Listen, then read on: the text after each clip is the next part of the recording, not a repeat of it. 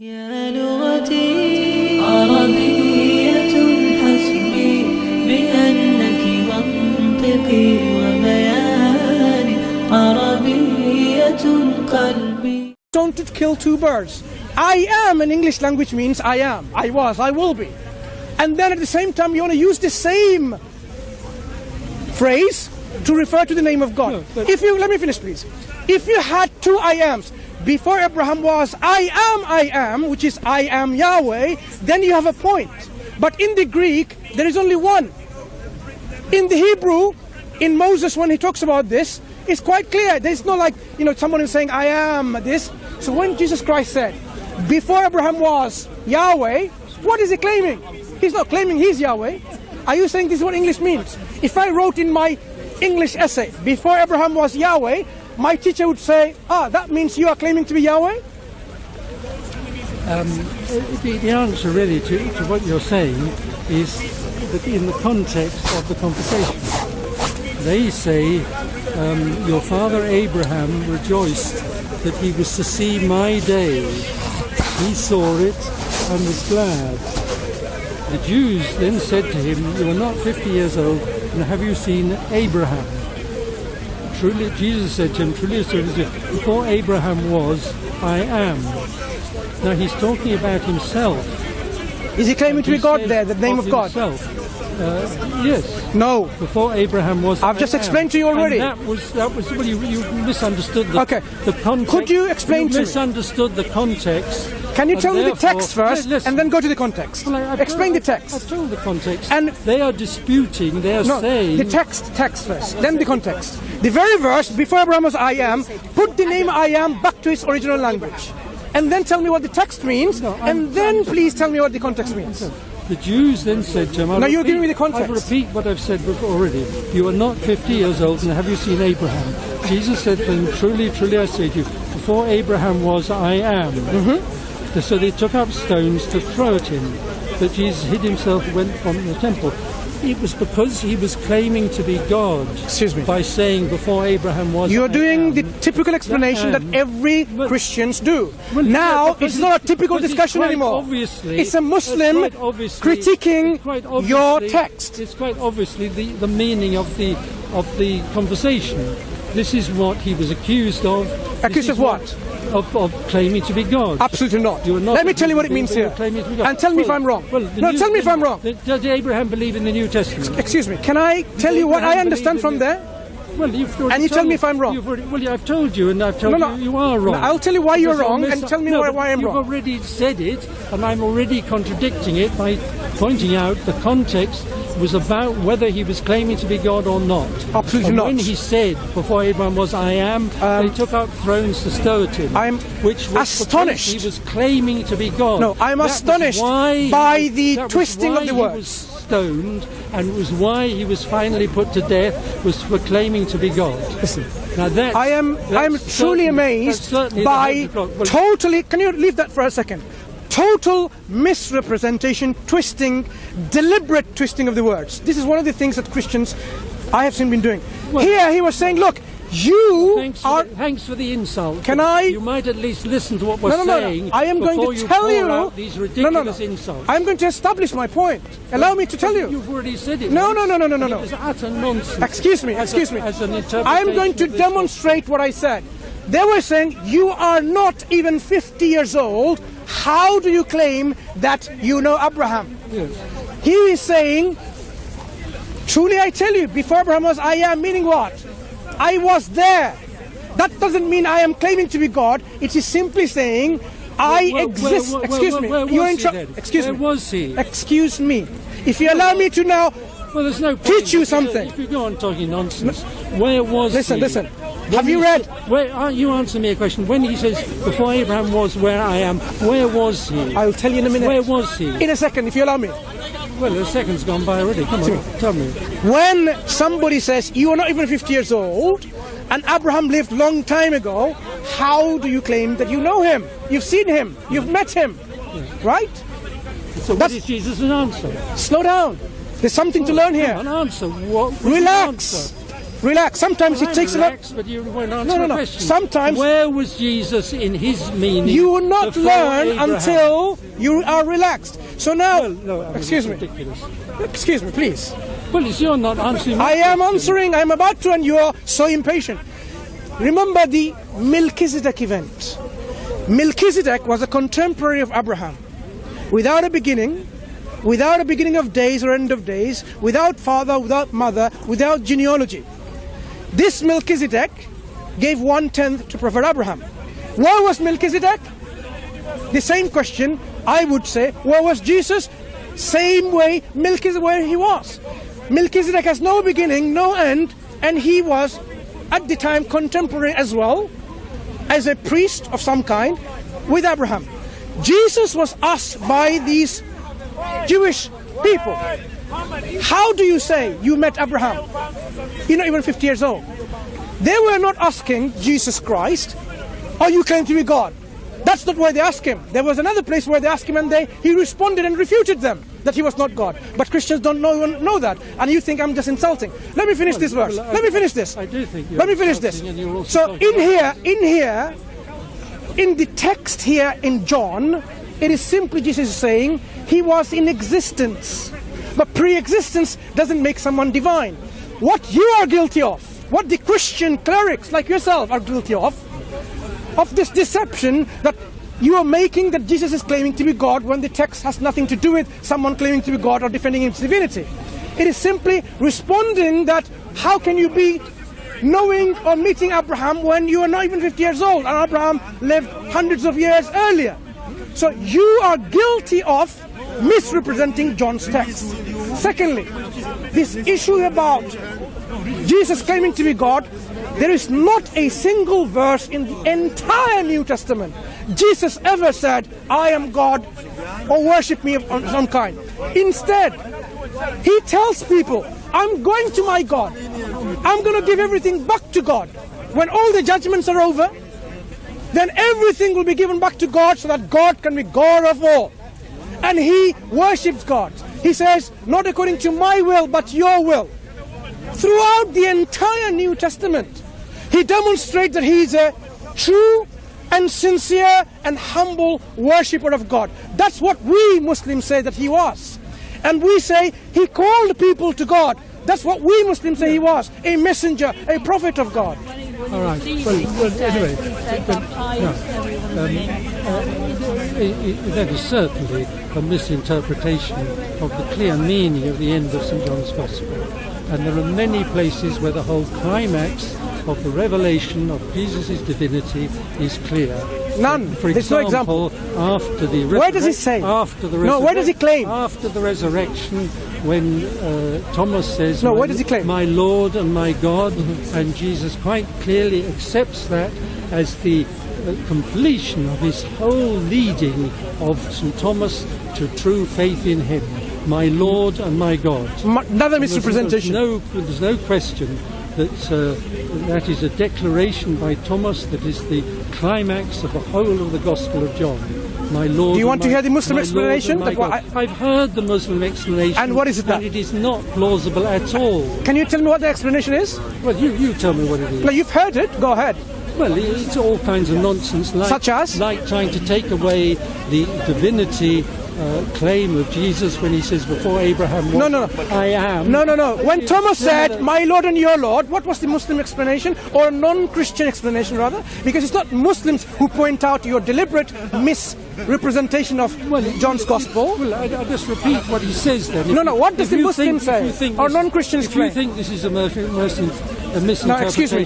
Just listen as a Christian priest, a man of the truth, Jesus says to Thomas, sorry. Put your finger here and not you just made a statement, a claim. Hands, and put out your hand and place it in my side. Do not be faithless, but believing. And Thomas answered him, my Lord and my God. And Jesus said to him, have you believed because you have seen me? Blessed are those who have not seen and yet believe. Now that's quite clearly that Jesus is saying that what he has been leading them to do is to believe, and Thomas has finally reached belief in what he has been teaching by saying, "My Lord and my God." And that is one of a whole series. Is this the non-Christian explanation? This is the Christian explanation. That's not what I'm asking you for. You claim the non-Christian explanation is nonsense. Give me one explanation that you've heard from a non-Christian, like a Muslim, which was a nonsense. Well, because you are a man of truth, aren't you? I'm sure you don't lie, to right? deny that is nonsense. No. What did you hear? That is nonsense. Excuse me. In the context. Excuse me. That is nonsense. I'm sorry. That Jesus says. I am sorry. That's not going to be that easy for you. You claim Muslims' explanation you've heard. What was that explanation that was nonsensical? Well, in one way or another, a denial that he means he is God. Excuse me. What was the explanation? Well, you tell me that. No, you made a claim. Well, clearly, you haven't. No, Muslims say various things at various times. No, it's up to you. Give me one explanation. It's up to you. No, to as say, a man of truth, you give an explanation. give me one explanation that you've heard what's nonsense from a Muslim on this very issue. What I mean is that I've had conversations with Muslims before on this issue. Yes, go ahead. This issue, and how did they explain it? Goodness knows. It's up to you. I can't remember. Is that what you're saying? You tell me. Are you saying you don't remember at all? Well, I'm not interested in recalling it. I want, if you've got an... I'm interested because I want to know whether you're a man of truth. What I want now from you is an objection to this text that makes sense. Okay, now, look at me now. I'm going to use the same phrase that Thomas used. You are Jesus Christ in this, representation of the event. And I'm saying, look at me. My Lord... No, you're not looking at me. You have to look at me to see how this is explained. Look, I'm not going to look at you. Okay, I want everyone to look at me. I don't believe you. My Lord and my God. Now, maybe you're Jesus, right? I'm addressing you. My Lord and my God. So when I looked at the sky and said, my God, what did you understand? I'm calling you God? Calling me God? No. Okay, let me try again to this gentleman here. My Lord and my God. Same phrase. Did I somehow claim that you are God or make yourself God? No, but that is turning these words. No. That is turning. You listen to me. I have not finished yet. That is meaning relax. Relax. No, relax. The reason why you think it's nonsensical because you don't listen. Words that are a confession I want you to relax. Of Thomas's belief. Excuse me. I want you to relax. Kind of an explanation. No. Relax. Or like a kind of swear word. I want you to relax and let me finish. There's no doubt that Jesus' words, my Lord and my God. Why are you getting so hyper? Relax. Because we're talking about a serious subject. Take a deep breath and relax, my dear priest. Take a deep breath, but I won't do it in your presence. Good night. Good. So let me continue then. Why you? It's a very important subject. It is a very important subject. But if the person won't speak the same, there's no point in going on talking about it. What was the bit that was not making sense? Well, can we have an elaboration on that? To try and explain the words. I'm going to finish now. No one reminds me, huh? Confessing that at last you believe. I'm going to go now, inshallah. It's completely contradict the whole context. Maybe continue because I'm not versed in the Bible. Maybe continue.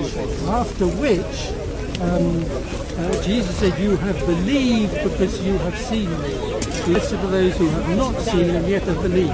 He's talking about the crucial question of faith in his divinity, which Thomas has at last reached. And he confirms that both before and after Thomas's confession. So that is the context of it, is Jesus' divinity. That was the reason why he'd been put to death. That was the reason for his whole teaching of the apostles. And finally Thomas has reached that climax. So which part of it, of my friend his, was not making sense at the time, or what the way he's explaining? Would you be kind enough as to elaborate on what he is saying is incorrect and why it's incorrect? We'd like to hear that if you don't mind. Well, what I'm saying is that the context of it is clearly the whole of St. John's Gospel, this issue of the divinity divinity of Christ is the question. This is why he was put to death, and even Thomas was doubting until that moment, and then he finally said, "My Lord and my God." He had reached that point of acknowledging, believing in Jesus' divinity, which was the whole of Jesus' having him as an apostle, to make him reach that point.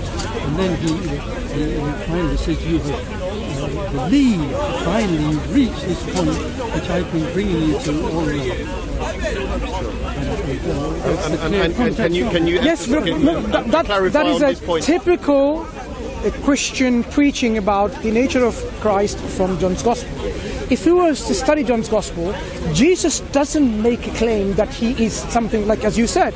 When Thomas, this is the belief. This is a belief. This is a belief that you have taken by distorting the message of Jesus Christ from this. We know from studies done by your scholars, John was putting the words of his own self in the mouth of Jesus when he was writing his gospel. John's Jesus does not represent the historical Jesus and the statements that he uttered, because a lot of this are faith-driven. John believes Jesus said that. Because if you go to the earlier gospels, like Gospel of Mark or Gospel of Matthew, you will not find any of these statements at all. So the Christian scholars say John's gospel is not a synoptic gospel, it's a Gnostic gospel. And you as a priest, you deceive others but not telling that.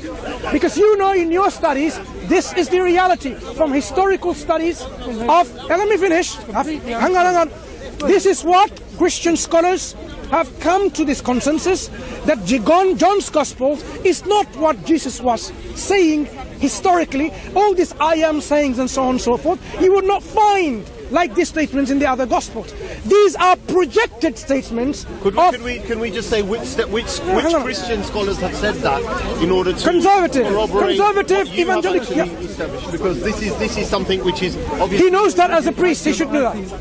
He knows that as a priest. Is it correct what he has said, that there are actually Christian scholars who are contending the meaning of these verses? Well, to answer really briefly, no, they're not true Christian scholars. They're not true Christian scholars because they disagree with it. Because they are not true Christians. Oh, really? But they're scholars nevertheless. The basis of Christianity. That's it. So they're scholars of the Bible. Excuse me. This is not the sermon. This is a discussion. So if you don't like interruption, you might. Excuse me. If you don't like the discussion, then find another discussion. But the reality is, priests like yourself, unfortunately, deceive your own self and deceive others. That's what we're trying to understand. Why is that the case? In support of him, and he's saying we don't, but the we is including these really un-Christian commentators on the gospel. So you don't actually agree that these are actually Christian scholars? You're saying there are unbelievers or maybe of people of different faith. Do they claim to be Christian scholars? Of course they do. They're conservative Christians who believe in that. Yeah, just disregard them because they don't agree with you. Interesting approach. Heresy in the church. Heresy. Even the conservative ones. So they're heretics. In his view, they're heretics. No, I'm talking about even the conservative Christians. Yep. And yet they call them heretics because in this case they don't like it. Well, the issue is, what do you do with a Muslim who denies the Muslim faith? Would you not call him a heretic? These Christians are conservative. You know what that means? Are you saying if a Muslim, if they deny the faith, they will be heretics? But I am talking about conservative Christians. Perhaps you don't understand what conservative Christian means. But obviously, of course you don't understand what it means, perhaps. A so-called Catholic who doesn't believe in the teaching of the church, or a so-called Christian who doesn't really believe in the gospel. I just want to leave with one thing, because I have to go to prayer. The way Jesus prayed as well, right? Now, in the day of judgment, when God will ask every single one of you Christians, why did you worship my messenger, my servant, my slave Christ? And you said, no, I thought you were 3 in 1. I worship the Holy Spirit as well. I worship you and worship the Son, make sure you have a justification handy, because in that day no one can save you. I cannot save you. You cannot save yourself. Your priests, friends or colleagues, your family, your teachers cannot save you. I'm not finished. In that day, your family, your friends, no one can save you, because God will be just as He's all just every single moment. Because of His justice, those who insulted God by committing this blasphemy, by associating a partner with God, saying God has a son or a daughter or a mother or a wife or a niece, whatever, and you worship them besides God, the only place that God is going to put those people is hellfire, from which there will be no coming back. But if you repent, I'm not finished, if you repent and you come back to the worship of the God of Moses, God of Jesus, God of Abraham, God of Muhammad, peace be upon them all, and you sincerely uphold this belief, you will receive the mercy of God and go into paradise. But if you persist in worshipping a man or a messenger or a servant of God, hellfire, I have to tell you, my friend, is not a joke. This will be the one-way ticket. Save yourself from that. I have to tell you that we one substance. So they can be, they're all different bodies, but they're one substance. Oh dear, you're so ignorant. Those who have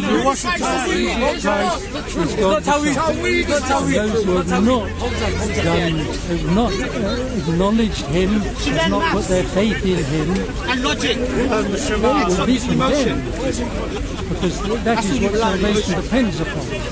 And all the negative things you say about Christians who do believe in Jesus' divinity, in fact those things really apply to those who deny His divinity.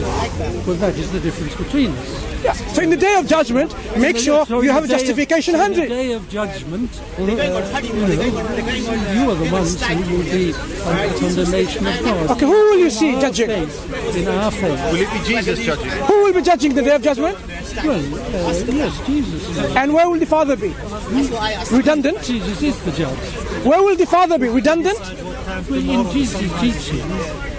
Yeah, so in the day of judgment, no, in heaven or in the day of judgment, Jesus is judging, and where is His Father? What is He doing? That's clearly one God, right? You see someone judging and another person doing what? In the account of the last judgment, when the Son of Man comes in His glory and all the angels with Him, He will sit on His glorious throne. This is Jesus, the Son of Man. Before Him will be gathered all the nations, and He will separate one from the other, as a shepherd separates the sheep from the goats. And He will place the sheep on His right hand, but the goats on His left. And what will the Lord be doing? What will the Father be doing in your belief?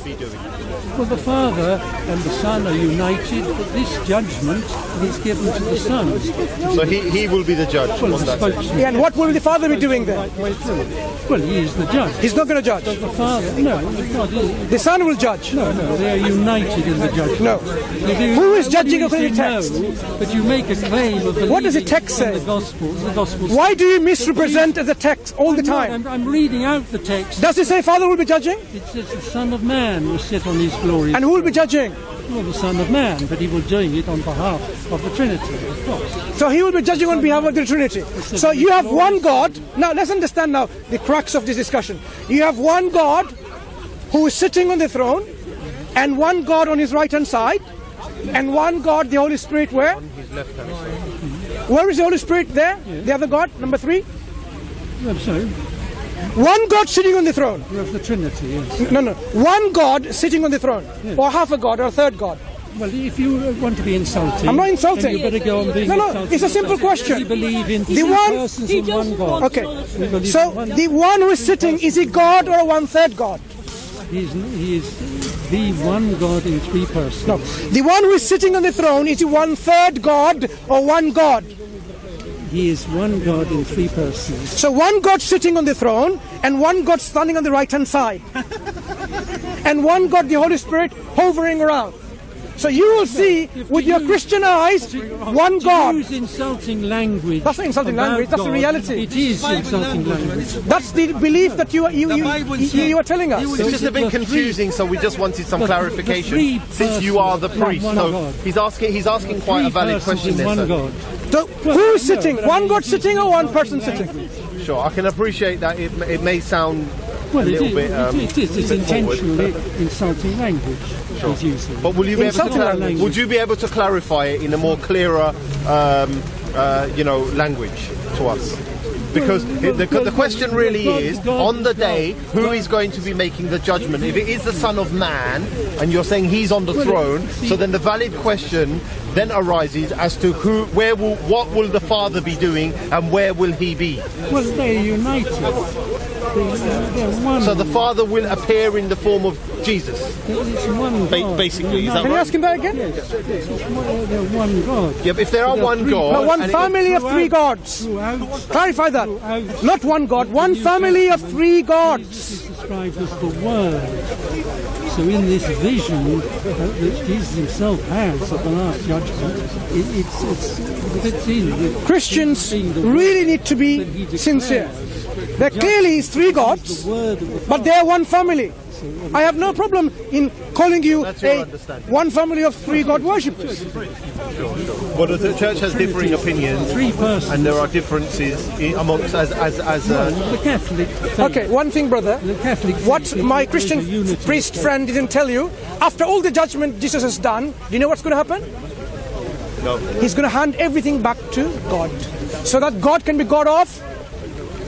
He's going to hand over everything back to the Holy Spirit or to the Father? No, to the Father. Right. So listen. That is not. What's going to happen? You know that after all the judgment is done, everything is going to be handed back to the Holy Spirit or to the Father. So the Father can be the, what can he be? The ultimate God, God of all. Now you realize who is the real God. Well, the real God is the three persons in one God. No, ultimately, everything is handed over back to who? No. Everything is handed over back to who? Back to who? The God of the Son. Everything. So now you realize the Father in your Trinitarian belief is the actual God. In our language, to point to people if you're having a debate, that is something you can learn. Oh, that's insulting. Yeah, it's very insulting. I apologize. Well, good, thank you. Thank you. Please don't do it again. Sure. So what I would like you to do, kindly, is to contemplate on this and say, look, if I died at this very minute, because I can die the next minute, you can die the next minute. You said that. No. I want you to contemplate. Look what you're doing. You're not doing one hand, you're doing four hands like that. That's rude to me in my culture, perhaps. Well, because excuse me. Trying to tell you try to be consistent in your criticism. If you say this is rude, how about that?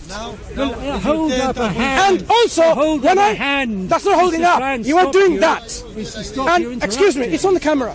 Never mind. It's a different thing from pointing. My friend, I was saying that contemplate the consequences of worshipping other than God or besides God.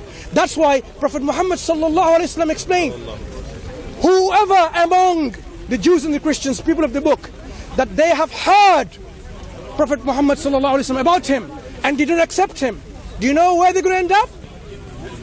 Jahannam, the fire of Jahannam. This is not a joke with the fire of Jahannam, hellfire. So I want you to please save yourself from the fire. Accept Islam, the religion of Moses, the religion of Muhammad sallallahu alaihi wasallam, the religion of Jesus, religion of Abraham. Please, accept and be saved. Do you want to listen to my answer to that? I'm just asking as a request. I didn't ask you a question. Yeah, go ahead. All right. Yeah. Well, we believe in the Last Judgment. Yeah. And the judgment will be, did you believe in the Son I sent into the world? No, I didn't. And if you didn't, well then that will be your condemnation. That's what you believe. You believe in the... In other words, everything Yeah. turns on whether we believe in the divinity of Jesus or not.